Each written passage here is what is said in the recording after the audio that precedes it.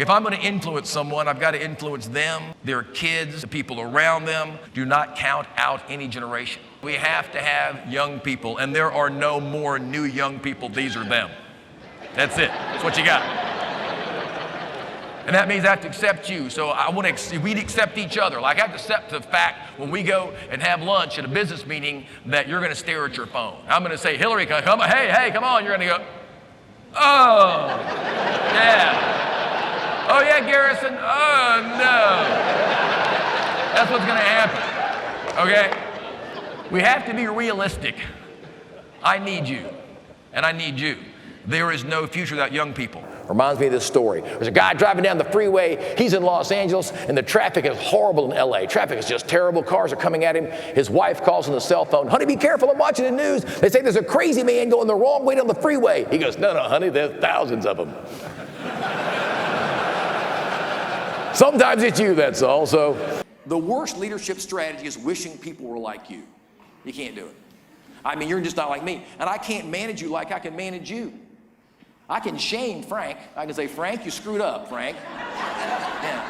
Mrs. Davis is a little bit on fire, and that is not okay. She's kind of on fire. We can't set the customers on fire, Frank. It's not good. It's bad for business. And Frank's like, you're right, Garrison, I can't do that. I can shame him. I can't shame you, right? If I say, hey, you screwed up, you're like, well, but I'm still awesome. I'm still awesome. Still awesome. Yeah.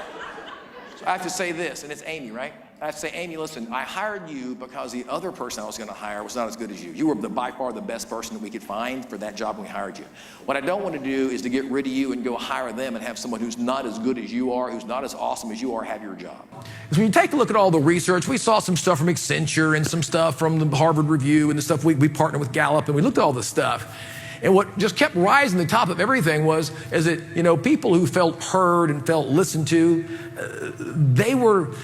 those are the people you could influence. They were more willing to do things. They were on your side more often, and they would also really support you even though you weren't 100% correct. They wanted you to be right.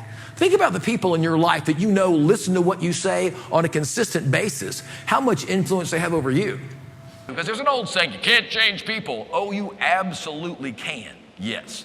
But you can only change them by taking a look at how your behavior triggers their behavior. If you're willing to take a look at that, you have gigantic influence.